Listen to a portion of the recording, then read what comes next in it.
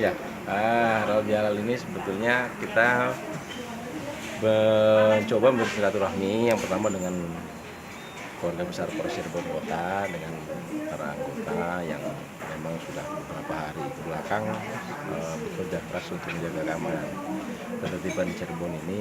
Hari ini setelah sholat Id sekaligus untuk merayakan hari Idul Fitri, silaturahmi, kemudian halal bihalal, kami undang para anggota yang ada di pospam untuk bersama-sama kita makan gitu ya, merayakan hari kemenangan ini.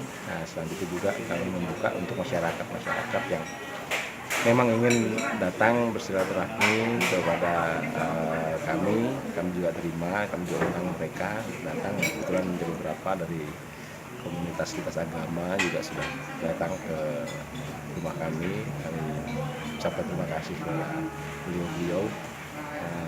Juga tadi ada beberapa rekan-rekan dari Danmal, juga dari Dandim, dan Yon juga, dan masyarakat sekitar yang memang ingin berkunjung ke rumah dinas Kapolres Kota. Komandan, barangkali ada makna khusus pasca Pilpres dengan adanya perayaan halal bihalal ini?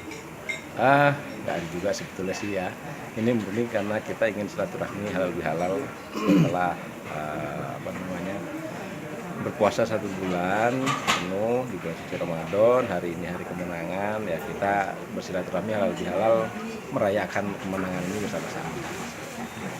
Barangkali ada terkait dengan adanya ledakan bom bunuh diri di Sukoharjo untuk keamanan perayaan hari raya Lebaran sendiri di kota Cirebon seperti apa? Oke, jadi untuk keamanan di dalam kota ya, sekarang kita fokuskan ke dalam kota. Kita fokuskan ke tempat-tempat keramaian, ke mal-mal, kemudian tempat-tempat hiburan ya. Itu kami plotting personil dengan di backup oleh rekan-rekan dari TNI untuk bisa mengamankan masyarakat yang ingin berlibur khususnya di hari ini, kemudian sampai besok mungkin. Karena sudah kami prediksi mungkin hari H+1, H+2 mungkin masyarakat masih banyak yang berada di Cirebon ini gitu, untuk berlibur, sehingga kami fokuskan ke tempat-tempat keramaian.